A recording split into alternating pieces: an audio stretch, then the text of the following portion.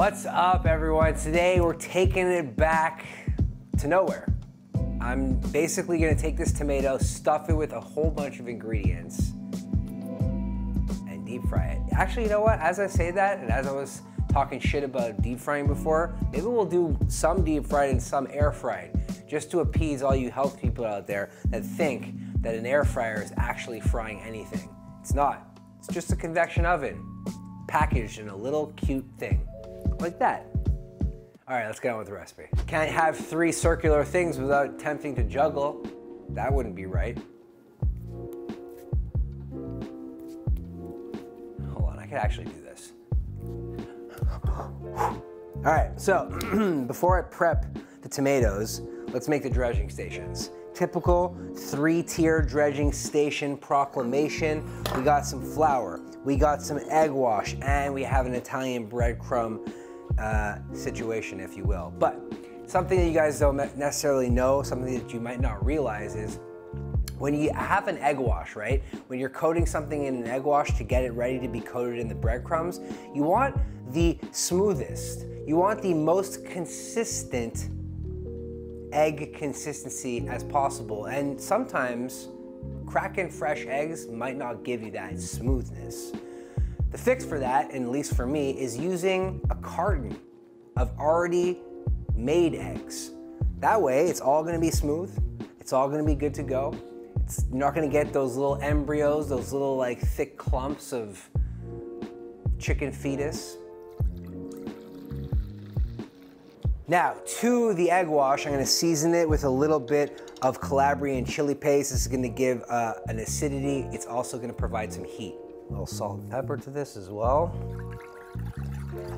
And you guys might not think that seasoning all the dredging stations makes a difference, but you'd be wrong.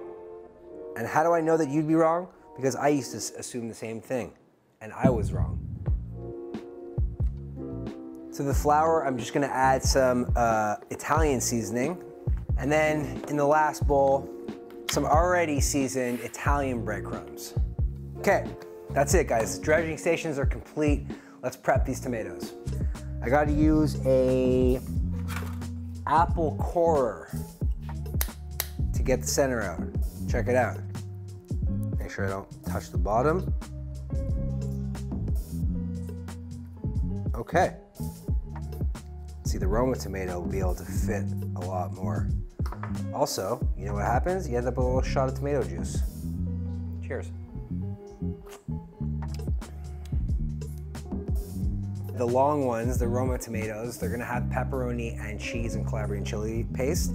And the small ones are just gonna have Calabrian chili paste and the pearl mozzarella. Now, there will be a dipping sauce, which is where the basil will come into play. For any of that, let's get stuffing.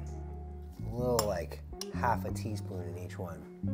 Just enough for some flavor and acidity. All right, now in the small tomatoes go some of these pearled mozzarellas. I could probably fit a couple in here, right? That's 2. All right, so for the Roma tomatoes, I'm just gonna wrap the cheese in the pepperoni and hopefully it fits perfectly. Nailed it. First goes into the seasoned flour. Get it ready to be thrown back into some moisture via the egg and Calabrian chili paste. And then into the Italian breadcrumbs, which is crushed up and pulverized dried bread mixed with Italian seasoning. Let's do another one.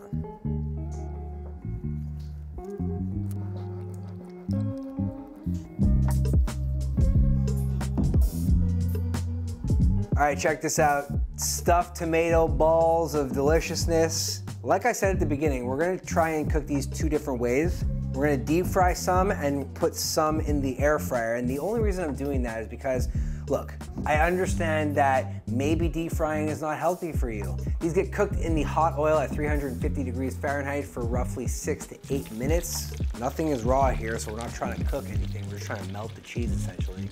And in the air fryer, 400 degrees for 5 to 7 minutes. And while these cook, let's make a dipping sauce. All right, for the basil dipping sauce, it's not gonna be pesto. It's gonna be basil garlic, add a little bit of salt and pepper, a little balsamic vinegar, juice of a lemon. Wow, smells pretty good. Yeah. Obviously, it gives a little bit of a pesto vibe because pesto is made with garlic and basil, but it also doesn't have the Parmesan nor the pine nuts or any other nut for that matter. This is good to go. Let's cook these tomatoes. Oh yeah, we already said we're cooking the tomatoes. Let's check on those tomatoes. Ooh, little breakage. Who deep fries a full tomato? We do. All right, before plating, let's cut a couple of these open and just see what we're working with. Honestly, I thought I was doing a service by doing the air fryer. Definitely didn't work out as well, that's for sure. This one is the air fryer Campari. Ooh, that looks cool. And this one is the pepperoni pizza air fryer, Roma. Pretty cool. This is the deep fryer Campari. Definitely not as melted. Let's cut open the deep fried Roma now. They look awesome. These are like pepperoni pizza Scotch eggs, but not even eggs, just tomatoes. All right, guys, we've come to the end. Pepperoni pizza stuffed Roma tomato, cheese and Calabrian chili paste stuffed Campari tomato. Not only that, but I also made a basil, not to be confused with pesto sauce. It's the official title. Let's crack these open and give it a whirl.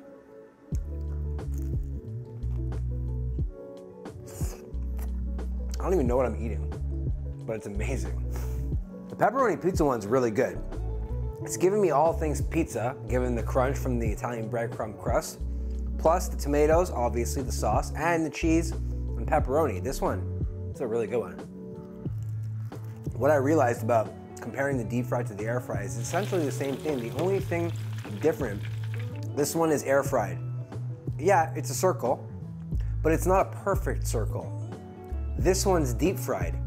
And if you compare the two, this one's got a little weird kind of like oval shape to it, when this one looks like it was pumped out of like a manufacturing plant or something. Both equally delicious, both equally as easy, one a little more convenient than the other. Let's break into the spicy Campari tomato.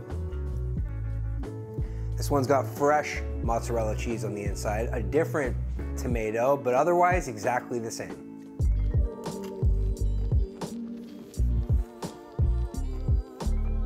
Campari tomato, way sweeter, and more acidic than the Roma. This is a great experience. I'm so happy that I went on it, and I'm double happy that you guys came with me. If you want to learn how to make pepperoni pizza, Scotch egg, no egg, Roma tomatoes, or its younger, more sophisticated cousin, the Calabrian pearl fresh mozzarella Campari, Scotch egg, tomato, not being a Scotch egg, working title.